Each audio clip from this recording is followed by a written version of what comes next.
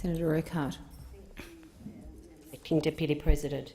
Australia has a relatively moderate to small population, a large landmass, and we punch well above our weight in international trade and commerce. In international relations, Australia has the clear standing as a strong middle power country. While we won't necessarily determine the outcome of a conversation, we can and do make very meaningful contributions.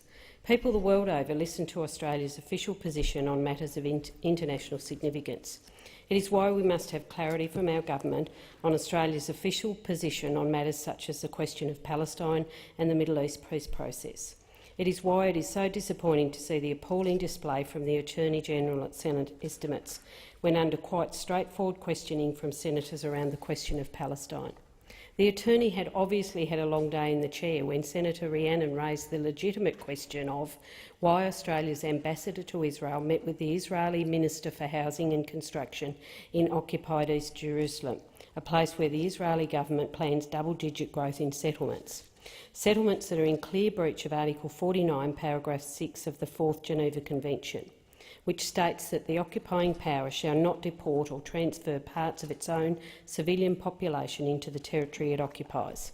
The Attorney attacked Senator Rhiannon's political history and proceeded to unilaterally declare that Australia does not now refer to East Jerusalem as occupied, and I quote, "I think I should say that rather tendentious way in which you put that question, and in particular the use of the word occupied, is not something that the Australian government of either political persuasion acknowledges or accepts." End quote. Tendentious, for the benefit of those without the vocabulary of the Attorney, means to express a controversial and arguable point of view. The Attorney was claiming that Senator Rhiannon's question was prejudiced, one-sided and partisan. This, of course, is an interesting descriptor for a phrase that has in fact been used by both sides of Australian politics for decades to describe Israel's occupation of East Jerusalem. The next day, Senator Brandis made a prepared statement, and we know what the Prime Minister says of prepared statements. They're the only ones we can trust, to the Senate Estimates Committee, where he further outlined the government's position, this time, though, with the Foreign Minister's authority. While this was both read into and incorporated into Hansard, no doubt to ensure the message was heard and read loud and clear, and I quote the key sentence. "The description of East Jerusalem as occupied, East Jerusalem is a term freighted with pejorative implications which is neither appropriate nor useful." Rather than clarifying the comments from the heated exchange the night before, the prepared statement from the Attorney-General Brandis and Foreign Minister Bishop further fuelled the concerns of so many.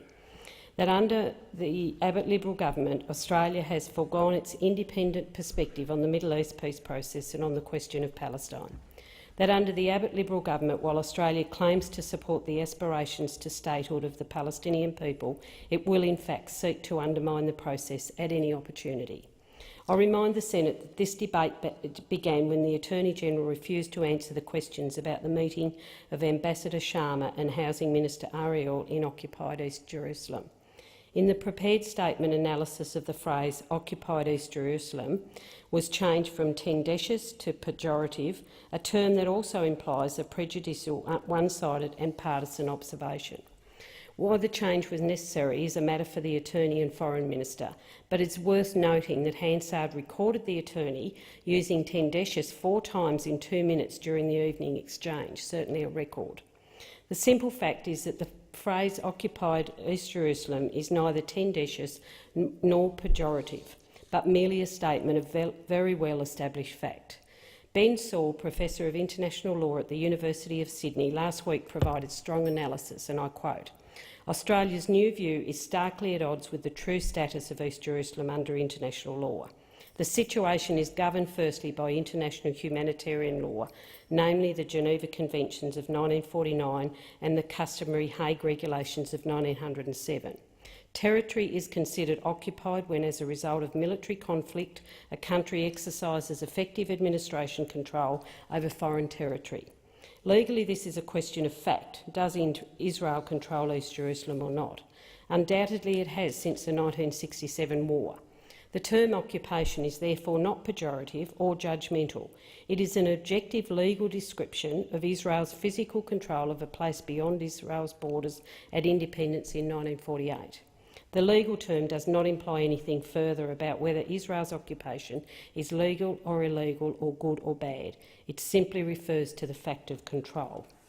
The fallout from this fiasco has been that many across the world have actually interpreted the language and arrogance of the Attorney and Forest Minister as pejorative. It is the opinion of many that it is the Abbott Liberal Government that is seeking to use prejudiced, one-sided and partisan language and actions to undermine the Middle East peace process.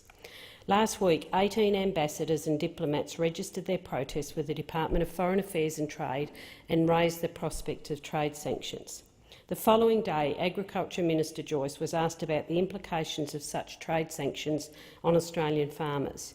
His answer was that there needs to be a two-state solution, but that he would, and I quote, "leave foreign affairs to those who are on a vastly better pay scale and smarter than I am." End quote. Minister Joyce would no doubt be aware that while the loadings for Cabinet Ministers are the same, as the member for New England, he is entitled to a larger electoral allowance than the members for Curtin and Goldstein and a senator for Queensland. Therefore, Minister Joyce's pay scale is of course better than all of the Foreign Minister, Trade Minister and Attorney General. But the real question for Ministers Joyce, Bishop and Robb is what impact will Senator Brander's declaration and the subsequent fiasco have on Australia's agricultural industry, indeed on all of our exporters. Leading the delegation is Indonesia, the world's largest Islamic state and one of Australia's agriculture's biggest trading partners. Some Middle East states are considering an Arab League ban of Australian wheat and meat imports. The Arab League meets in Cairo later in June, and more than $3.5 billion in agricultural exports could be at risk. As a middle power, Australia's voice matters, and there are big implications for our exporters if foreign policy decisions are rushed and cause concern amongst our trading partners. Minister Joyce, Foreign Affairs is definitely not above your pay grade, and it is definitely a serious matter for the Minister for Agriculture. So please pay attention to your Cabinet Ministers and urge them to reverse their decision. Many of us in this place receive regular correspondence from the former Palestinian ambassador to Australia, Mr Ali Kazak. Mr Kazak is respected as a diplomat and businessman across the world.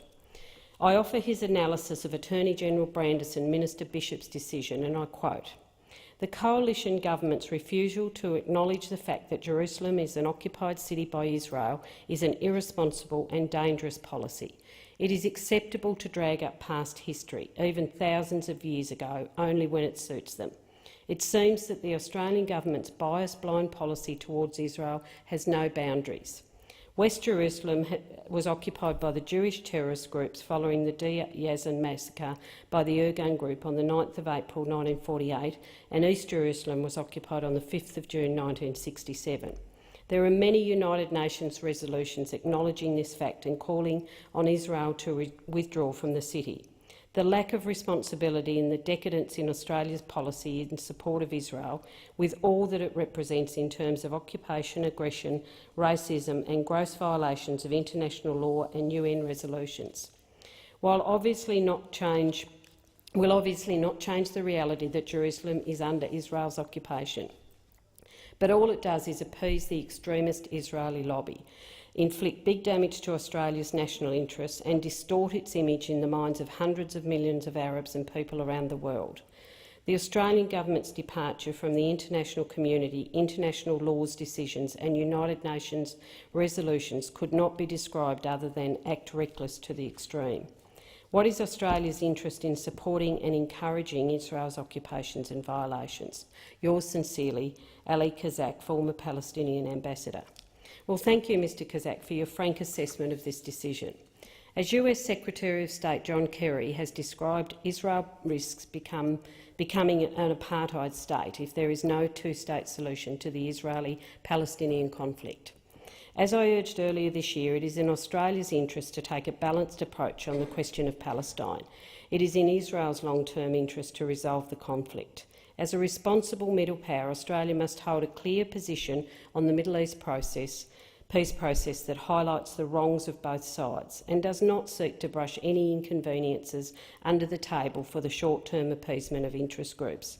For the sake of the peace process for Palestinians and Israelis, I ask the government to abandon the hastily announced decision last week and issue an apology to the Palestinian people and their supporters.